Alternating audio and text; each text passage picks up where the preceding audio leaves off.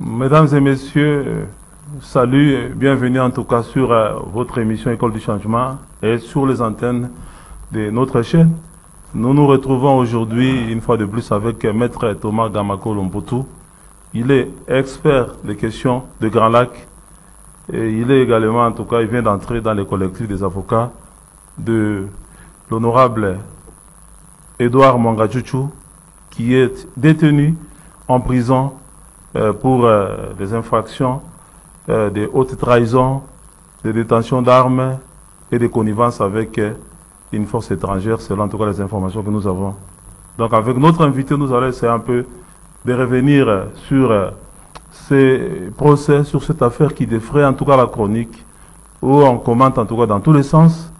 Et nous venons ce matin en tout cas de lire dans les journaux La Prospérité la lettre ouverte de M. Prosper Ndoumé, un éminent homme politique congolais, qui est en train de plaider auprès des sénateurs et des députés nationaux pour que la loi sur la congolité, dite loi Tchiani, soit en tout cas examinée et votée pour entre autres prendre en charge les questions d'infiltration qui est symbolisée par les procès Mwangachuchu, par l'affaire Mwangachuchu selon Prosper Ndoumé.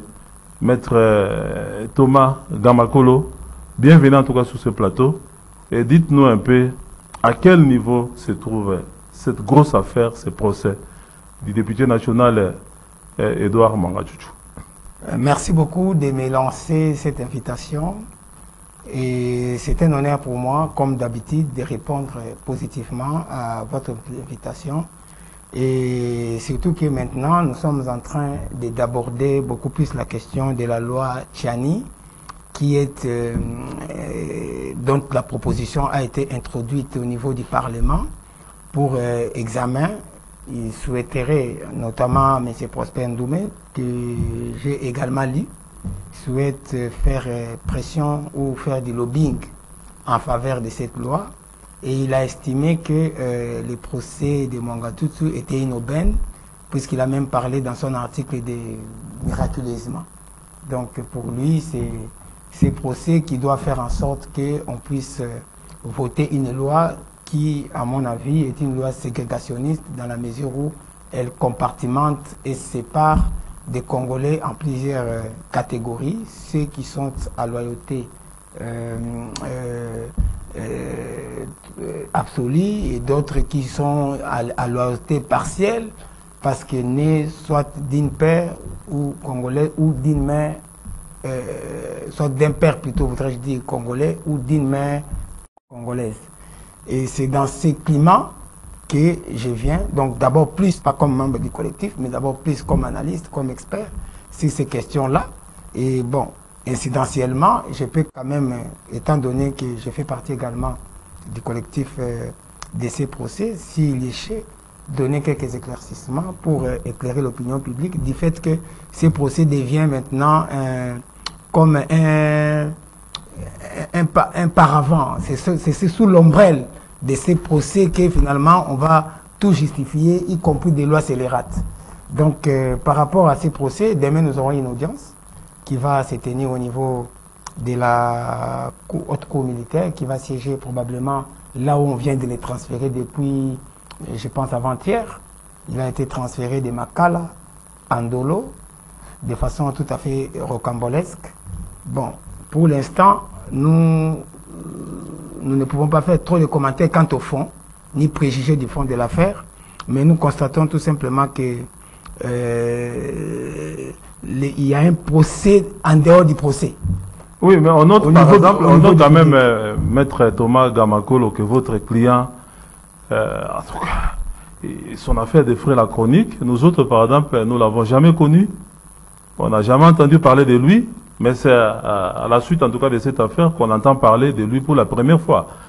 Et à certaines sources qui le présentent comme étant les sponsors, les cerveaux moteurs même de l'infiltration, en commençant par l'AFDEL, les régimes qui viennent passer, et voilà. Le CNDP, c'est vraiment, il est au cœur vraiment de l'infiltration de la RDC et même pratiquement de la paralysie de certaines institutions.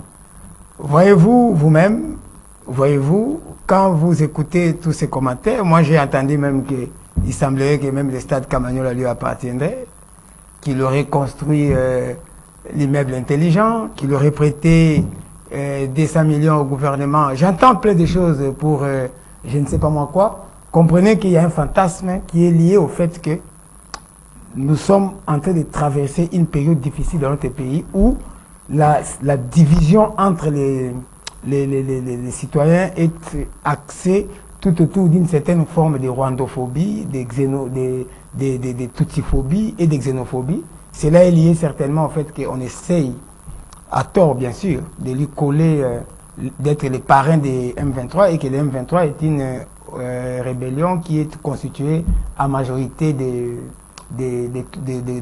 personnes rwandophones. Pas seulement parce que d'ici moi n'est pas rwandophone, mais il est le président de cette organisation, mais il y a une majorité de rwandophones, il y a quelques revendications identitaires au sein de cette organisation dont il n'a jamais fait partie ni de loin ni de près. Mais bon, ça c'est un problème qui sera décidé. Mais quant à lui, il a toujours... Comme on dit, il n'y a pas de fumée sans feu, pourquoi seulement lui? Mais il a pourquoi toujours... seulement lui? C'est un homme politique. C'est qu'il y a quelque chose qui cloche non, non, dans sa marche, dans sa conduite. Non, si nous suivons son vis-à-vis de l'État congolais. Non, non, si nous suivons son parcours, on peut dire que c'est quelqu'un qui a été, depuis 2006, sénateur, depuis un certain temps, député, et donc c'est parmi les classiques de la politique de notre pays, puisque non seulement lui, si même on remonte à ses parents, je pense que parmi les premiers élus du Congo, à l'époque du Congo belge, quand il y a eu les premières élections locales, communales, à l'issue desquelles les Kassavou également ont été élus, je crois parmi les premiers élus, peut-être des années 57 ou 58, son père fit dedans. C'est un fils d'un pasteur adventiste. C'est quelqu'un qui a grandi à Goma. Il est connu dans les milliers. Il est intégré. C'est un Congolais d'origine. Parce qu'ils sont là autochtones de Massissi. Ils sont là depuis très longtemps au Congo. Ils ont toujours été au Congo. Même son père a participé à la vie politique avant d'embrasser la carrière pastorale. Donc c'est quelqu'un qui, en réalité, a été politicien. Il n'a jamais fait partie des groupes armés.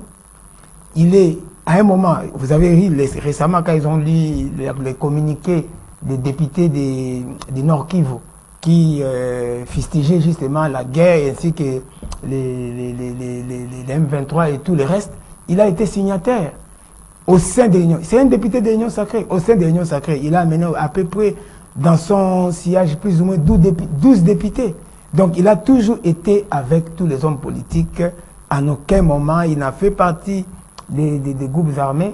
Mais bon, vous savez, dans ce monde, les gens, les méchants, ça existe. Les gens qui calomnient, ça existe. C'est pourquoi il y a la justice. Nous sommes très contents que les dossiers soient portés devant la justice parce que s'il y a un procès équitable, au cours desquels on lui laisse effectivement la latitude de présenter ses moyens de défense, nous qui sommes de son collectif, nous ne doutons pas un seul instant de son innocence. D'ailleurs, ce qui nous pousse, malgré tous ces rumeurs alarmantes, à tort, à soutenir sa position, c'est quoi? C'est la présomption d'innocence que la Constitution garantit à tout citoyen. Donc, comme lui plaide non coupable de toutes ces infractions, les avocats vont croire à la tête de leurs clients et nous essayerons, autant que faire se pourra, de présenter des moyens qui montreront que dans ces dossiers-là, il n'y a absolument pas grand-chose, à part des rumeurs du genre. Voyez-vous, déjà quand on dit que quelqu'un, c'est lui qui a construit l'immeuble intelligent. Vous comprenez que dans tout ce qu'on dit... Si vraiment la personne que vous êtes en train de décrire, là, fils d'un pasteur qui a été sénateur dans l'Union sacrée, il a contribué à l'élection des 12 autres parlementaires, mais qui a vraiment intérêt à lui créer des problèmes à son âge? Il dérange qui pour qu'on puisse inventer comme ça beaucoup de choses contre lui? Bon, vous savez, en politique, la politique est un monde très, je peux dire, on apprend, la politique, c'est pas ce qu'on apprend à l'école, c'est un monde très méchant. Les gens peuvent se faire des coups terribles. C'est ainsi que être politicien, il y a même des gens qui hésitent d'être politicien pour éviter qu'on vous poignarde dans les dos. Mais un politicien de sa trempe, qui est député ou qui est au Parlement, plus ou moins depuis 2006, il ne peut pas manquer d'ennemis politiques. Vous avez vu dans sa mine, soi-disant dans sa mine, Parce qu'en fait, tout ça, il y a à boire et à manger là-dedans. Hein, quand vous allez voir, quand le procès va vraiment commencer, vous allez voir, vous saurez tout ce qu'il y a derrière cette mine-là. Mais vous avez vu, dans la mine où on prétend avoir trouvé des armes que lui aurait cachées.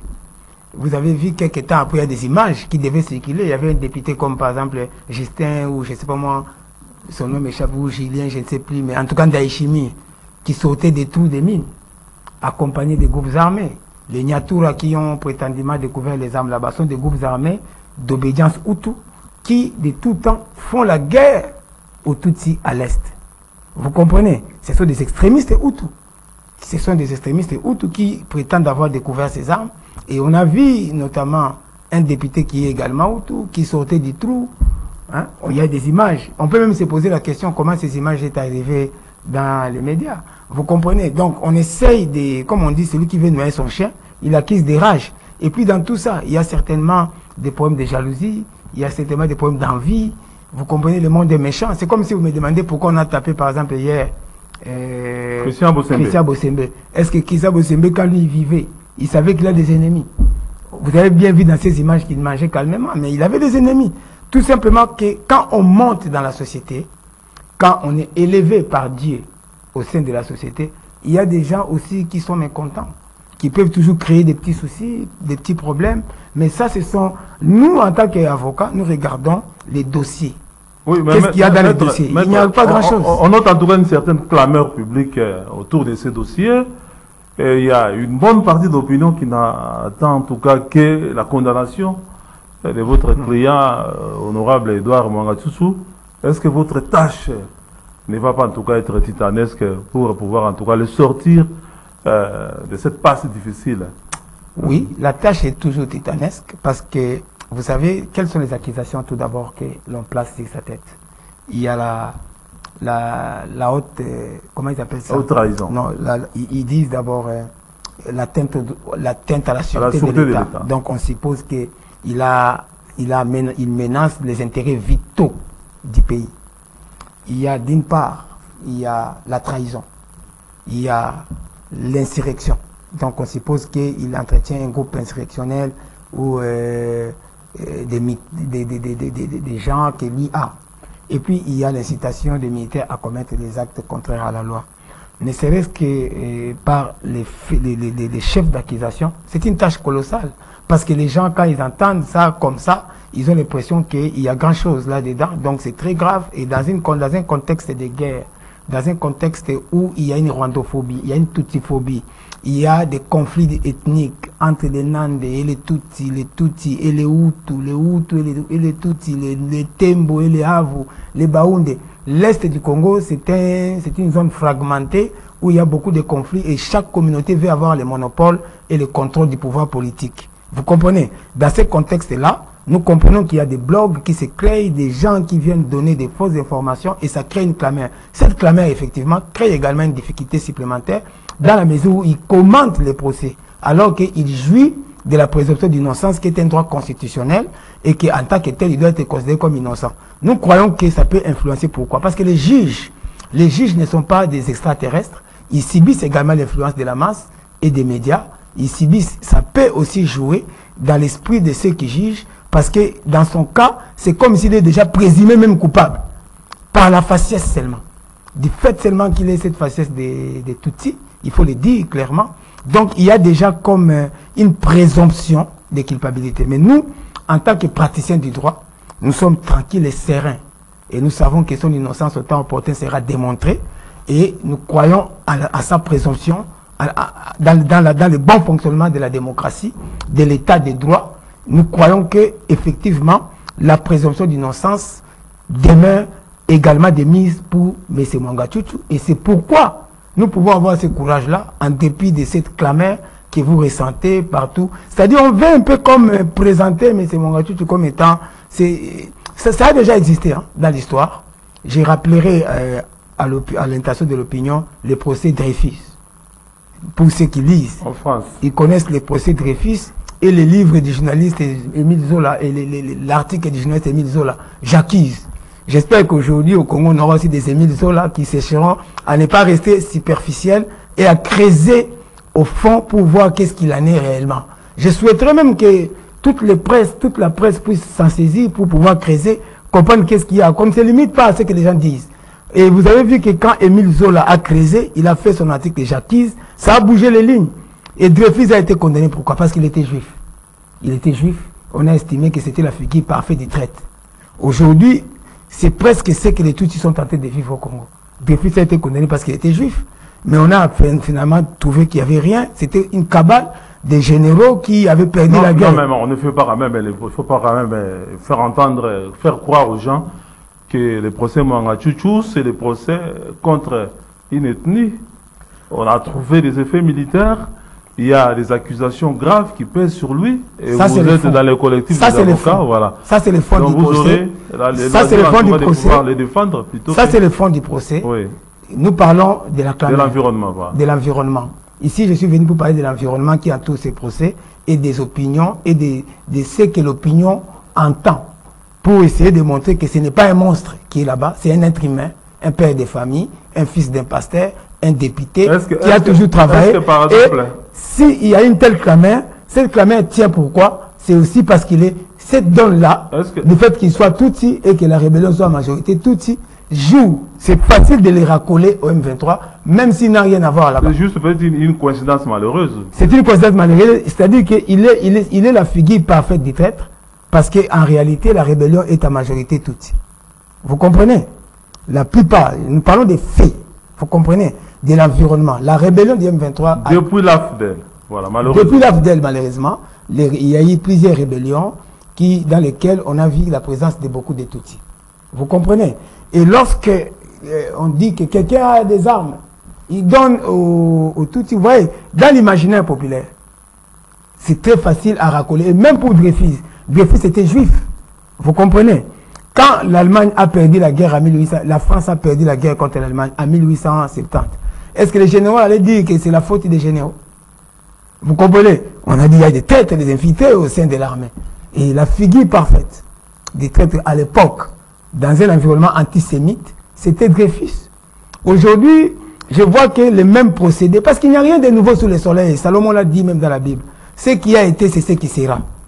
Et je constate que c'est le même genre de process qui revient dans l'opinion publique. Je ne dis pas que ça, c'est ça qui sera discuté au tribunal. Au tribunal, on va discuter si les pièces qu'ils ont trouvées, on va discuter. Mais je dis déjà par rapport au tribunal que là-bas, il faut savoir qu'il y a la présomption d'innocence. J'invite la presse plutôt à couvrir l'événement, à couvrir les procès et à se faire une opinion au lieu de réfléchir par procuration. Vous êtes dans les collectifs, est-ce que vous avez fait la demande au tribunal militaire pour que les procès en tout cas soient diffusés ou couverts par le média pour que la vérité en tout cas puisse éclater plutôt que les gens puissent être alimentés par des rumeurs, des informations peut-être qui ne sont pas crédibles qui circulent sur les réseaux sociaux et dans d'autres canaux? Bon, écoutez, vous êtes des organes de presse. La presse, c'est le quatrième pouvoir, comme on dit. Nous n'avons pas nécessairement besoin, nous, d'ébruiter ça. Nous faisons des travaux techniques en tant qu'avocats. Nous étudions les pièces du dossier. Nous examinons les éléments constitutifs de l'infraction, des différentes infractions. Pour la presse, je pense que comme c'est une situation... Vous m'avez invité, non? Vous avez dit que ça défrait la chronique. Puisque ça défrait la chronique et vous estimez que vous voulez comprendre, moi je ne peux pas commencer à vous donner des stratégies du fond de ce que nous avons vu dans les pièces, comment nous allons mener les dossiers. Ça reste pour les juges. Mais vous, comme vous êtes intéressé, puisque le procès semble intéresser le public, il y a des articles par-ci, par-là, je pense que la presse elle-même peut faire cette demande. Je pense. Parce que vous devez être des presses d'investigation. Vous ne devez pas vous arrêter au coin et écouter que ce qu'on dit, il a construit la maison, l'immeuble intelligent, tout parce que tout ça c'est faux. Il a construit les tasses Camagnon là, peut-être c'est lui aussi qui a construit le maréchal déjà. Hein?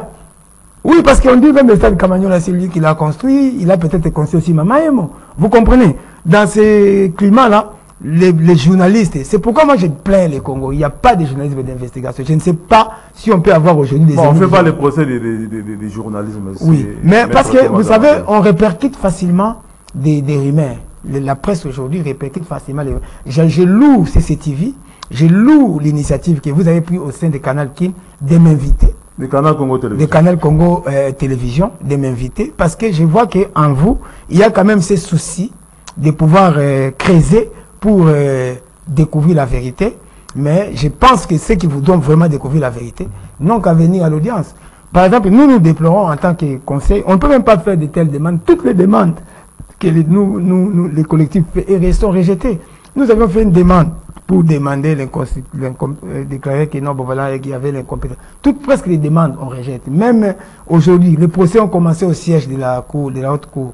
Après, c'était à Makala. Aujourd'hui, c'est Andolo. On a pris Manu Militaire et précipitamment. C'était un vieillard depuis de 70 ans.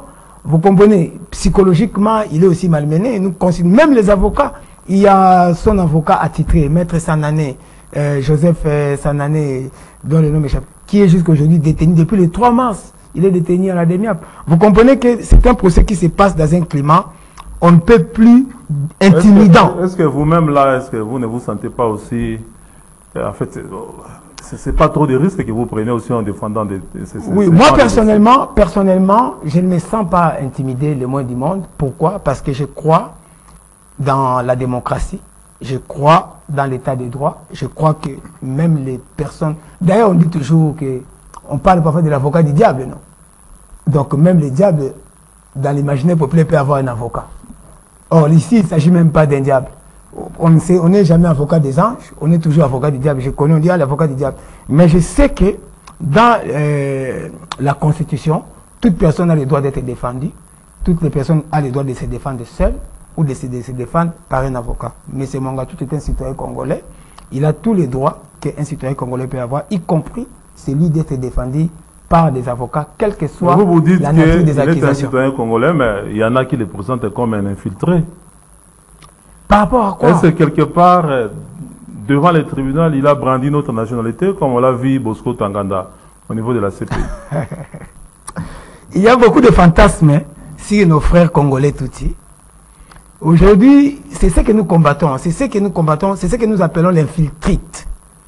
C'est-à-dire qu'on est en train de trouver des infiltrés de par la faciès. Au point qu'il y a même des gens qui estiment que, grâce à ces procès, il faut qu'on fasse voter la loi Noël Tchani, comme c'est le cas de quel est le lien que lui fait entre la loi Noël Tchani qui est en train de promouvoir qui est en train de chercher entre guillemets à sanctuariser le poste du président contre les infiltrés. Quel est le lien pas seulement le poste du président, d'autres fonctions. Quel est le lien qu'il y a entre cette loi et M. Mangachouchou? Ok. Mais vous avez vu les liens, les raccordements frauduleux que M. Prosper Ndoum est en train de faire. Et en cela, il est en train de discréditer même cette loi-là parce qu'il est en train de faire croire à la population qu'on vote une loi contre une catégorie de Congolais, contre les Congolais rwandophones, alors que la loi, d'après ceux qui l'ont initié, ce n'est pas contre les rwandophones, ce n'est pas contre les Tutsis. Mais pourquoi est-ce que dans son article, il présente M. Mangachouchou comme le cerveau moteur de l'infiltration, donc on doit voter une loi contre. En quelque sorte, c'est lui qui doit favoriser l'effet de cette loi. Vous comprenez qu'on est en train de faire beaucoup de raccordements, Maître Thomas, donc qui ne sont pas tout à fait... En dehors de votre qualité d'avocat, vous êtes congolais, quand même ces problèmes d'infiltration se posent avec acuité. Est-ce que vous avez une petite idée comment est-ce qu'en dehors de la loi Tchani, en dehors du procès Mangachouchou, qu'est-ce qu'on peut réellement faire pour quand même que nos institutions cessent d'être infiltrées? Bon, en tant que Congolais, je crois que nous devons d'abord éviter des suspicions légitimes et des suspicions générales. Il n'y a aucun peuple, que ce soit le peuple rwandophone, Tutsi ou toi compris, que ce soit les Bakongo, les Baluba, les Katangais, il n'y a aucun peuple qui est dans son ensemble mauvais ou dans son ensemble bon. Dans tous les peuples, il y a des bonnes personnes, il y a des mauvaises personnes. Mais lorsque vous craignez l'infiltration, comme dans tous les pays du monde, il y a des services attitrés qu'on appelle les services d'intelligence, qui doivent avoir des services de contre-espionnage, d'espionnage et de contre-espionnage, parce que tous les États du monde s'espionnent. Vous avez suivi dernièrement que même le téléphone d'Angela Merkel était espionné par les Américains. Vous comprenez? Il faut plutôt essayer de renforcer notre service de sécurité, de donner les moyens suffisants à nos services de contre-espionnage, ainsi que tous les services de sécurité, mettre les moyens techniques, technologiques et humains. Vous voyez, de manière à détecter des cas de félonie et de trahison, des véritables cas de félonie et de trahison. Cela évitera de jeter l'anathème si un ensemble ou un groupe de population par la faciès, comme ça se passe actuellement. C'est ce que nous déplorons. Il est possible qu'au sein de cette population, il y ait des infiltrés. Mais on ne peut pas dire que toute cette population dans son ensemble, y compris les plus nobles d'entre eux, comme c'est le cas de l'honorable Mongachouchou, qui n'a même pas bénéficié de ses immunités à cause d'une fausse flagrance, parce qu'une flagrance ne peut pas faire plus d'un mois. Depuis qu'on juge ça, ça fait longtemps. C'est une fausse flagrance. C'était juste pour éviter d'avoir à répondre par rapport à ces immunités. Donc pour éviter de telles suspicions qui pèsent sur tout le monde, tout celui qui est officier, qui est colonel, quand il est déjà tout ici, donc il est déjà... C'est un peu comme à l'époque du maréchal Mobutu, où une certaine communauté proche d'un opposant, par exemple, ou proche de ceux qui étaient accusés d'avoir perpétré un coup d'État, étaient par exemple chassés de l'armée, chassés, relégués au village. Voilà. Vous avez vu, il y a eu en 78, le bandit de Pentecôte, il y a eu plusieurs personnes qui étaient kassaïennes. Vous voyez, tout simplement parce qu'on estimait qu'ils sont peut-être proches de l'opposition, proches de ceci ou de cela. C'est-à-dire, c'est ça que des erreurs comme ça, du passé, il faut les éviter. Il y a eu beaucoup d'erreurs judiciaires qui ont été cousues sur la toile d'une suspicion généralisée, et c'est ce qui est mauvais. Les cas d'infiltration, ça peut exister, et en tant que Congolais, quand il y a infiltration, ça me choque, mais ici, il ne faudrait pas généraliser. Il faut que les services attitrés... Donc, s'il y a des cas, quelques cas d'infiltration, ou des félonies, ou des trahisons qu'on découvre, on doit traquer les auteurs de ces actes. D'ailleurs, peut-être même les laisser, on les juge dans des procès équitables où on les convainc de culpabilité. Ils ont des avocats qui les représentent. Un procès normal.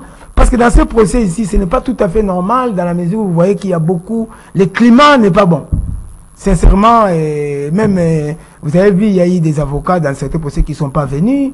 Donc vous comprenez, le climat est un peu... Mais maintenant, est-ce que la sérénité a regagné, en tout cas dans les collectifs des avocats de Mongachouchou?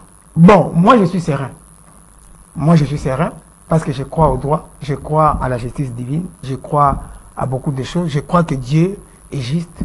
Si quelqu'un est innocent, il veillera à ce que son innocence soit prouvé. Mais la sérénité... Quand je parle de la sérénité, ce n'est pas seulement personnel aux avocats, c'est par rapport même au procès, c'est par rapport à cet engouement du public qui veulent absolument qu'il soit décrété coupable des articles. L'article comme celui que M. Prosper Ndoum vient d'écrire, où il présente M. Mongachouchou comme étant, je voudrais vraiment réagir à ça, si j'ai accepté, c'est parce que ça m'a aussi choqué, comme étant le cerveau moteur de je ne sais pas moi quelle infiltration. Est-ce que lui... il peut le dire pendant que la Cour est encore en train d'instruire, et s'il était acquitté, que deviendra sa raison pour faire voter la loi? Donc c'est comme si on doit nécessairement le condamner. Il préjuge sur un procès. Il ne devrait pas, en tant que responsable politique, axer son argumentaire pour faire voter la loi Tchani sur ces procès et sur M. Mongachouchou, puisqu'il est présumé innocent. Vous voyez par exemple de tels articles. Ce sont des articles totalement irresponsables, des gens qui veulent attiser les faits. Et finalement, au lieu que ce soit le procès de M. Mongachouchou, c'est toute la communauté maintenant, tout ce qui va se sentir un peu comme indexé. Vous comprenez? Parce que pour lui... Parce que sache, il n'y a pas d'indexation. Non, quand il lit par exemple cet article-là, il dit on veut voter la loi pour éviter l'infiltration. Maintenant, comme infiltration, il cite M. Mongachouchou. Et quand il cite M. Mongachouchou, il ne cite pas que M. Mongachouchou, parce que moi j'ai lu l'article, dans son imaginaire, il pense que tous les gens de ces communautés-là, donc un peu comme si on voulait faire une loi. Or, c'est une loi qui doit être générale et impersonnelle. Donc il ne doit pas citer M. Mongachouchou, parce que lui, M. Mongachouchou n'a pas postulé pour être président. Est-ce qu'il a postulé pour être président? Non. S'il est député, il est content de l'être. Il est déjà en fin de vie, puisqu'il est déjà, il a largement dépassé le 3e âge. Vous comprenez? Donc, il ne faudrait pas... Nous, c'est ce que nous déplorons, ce climat délétère, ce climat de suspicion générale.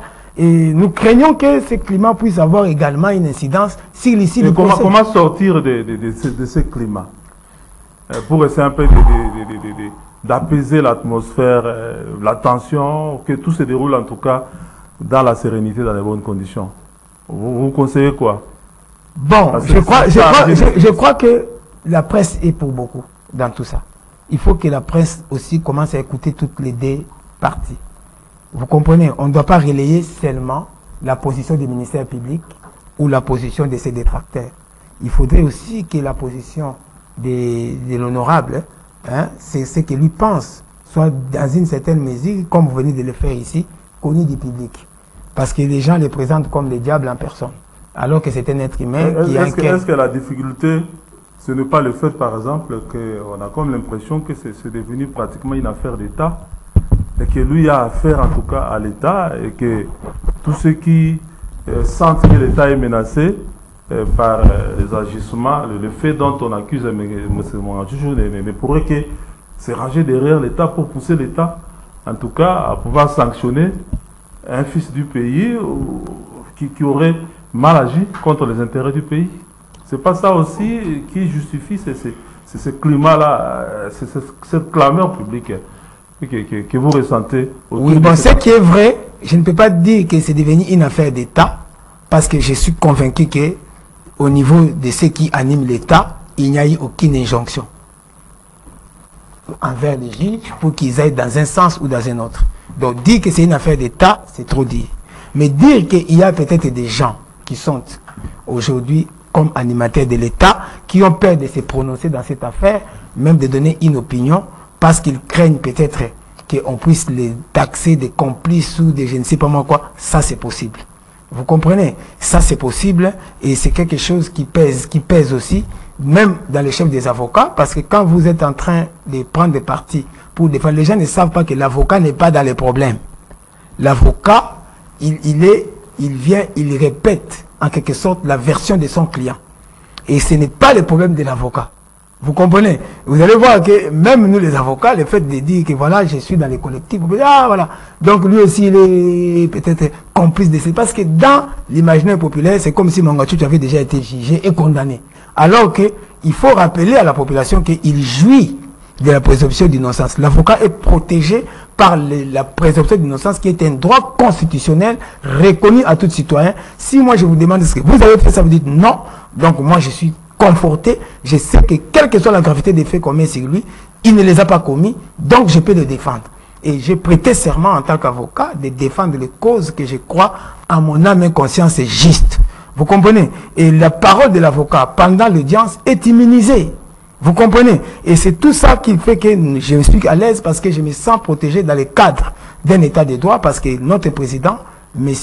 Félix Antoine Tshisekedi, l'a dit que sous lui, il n'y aura pas de prisons secrètes, il n'y aura pas de procès, des tribunaux d'exception, comme ce fut le cas à l'époque de la Cour d'ordre militaire.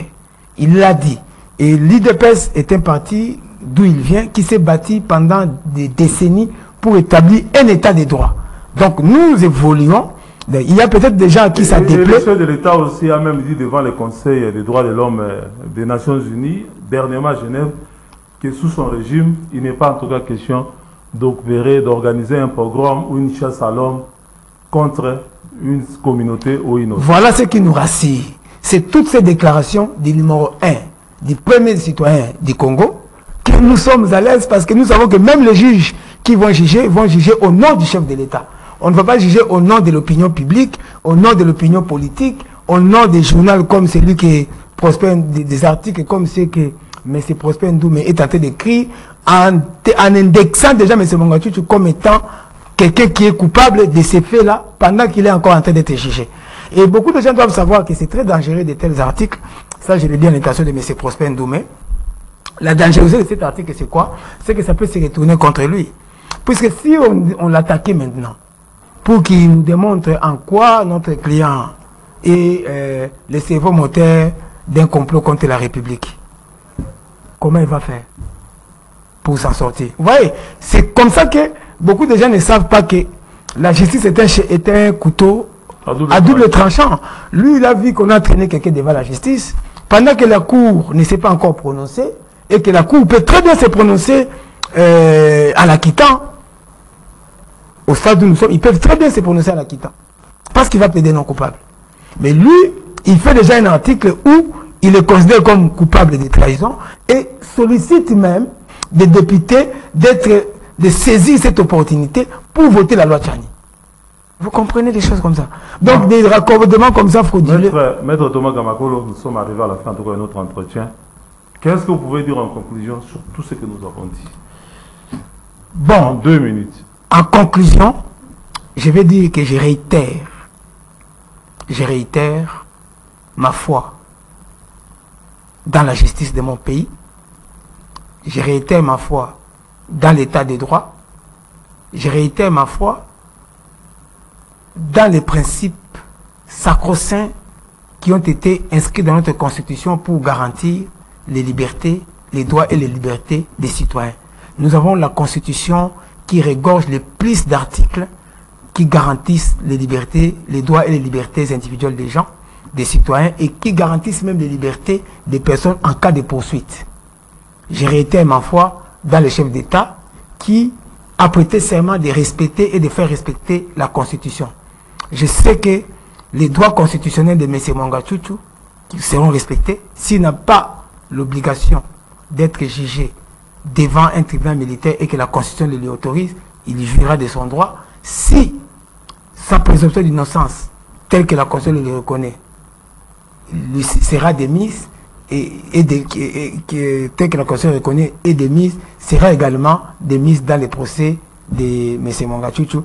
Et c'est ce qui nous conforte, nous, en tant que ce conseil, que le procès va se dérouler comme tous les procès. L'affaire Mangachouchou est une affaire comme toutes les affaires. Il est un citoyen comme tous les citoyens. Il doit jouir de tous ses droits constitutionnels garantis, même en cas de poursuite devant les cours et tribunaux. Merci beaucoup, Maître Thomas Gamakolo. Vous êtes expert dans les questions de Grand Lac. Vous êtes membre du collectif des avocats du député national Edouard Mangachouchou qui est devant la justice, qui est l'affaire répandante, et que nous, de la presse, nous avions en tout cas voulu aussi vous donner l'occasion de pouvoir éclairer la religion et l'opinion sur cette affaire. Merci en tout cas d'être passé. Merci à tous ceux qui nous ont suivis. Prenons rendez-vous prochainement pour un autre numéro de votre émission. Je souhaiterais quand même que votre chaîne, parce que c'est la seule qui nous a intéressés, vienne quand même couvrir l'audience. Comme ça, d'autres questions que les gens ont qui sont relatives au dossier lui-même, ce que je ne peux pas révéler ici parce que j'ai aussi un devoir de réserve par rapport aussi à la stratégie de défense que je ne peux pas livrer en public. Mais comme les procès sont publics et que la Constitution garantit la publicité du procès, je pense que vous n'avez aucune... Il n'y a peut-être qu'à se signaler, on va vous laisser filmer comme je suis aussi fine. Ok, merci beaucoup. Bye et à la prochaine. Merci beaucoup.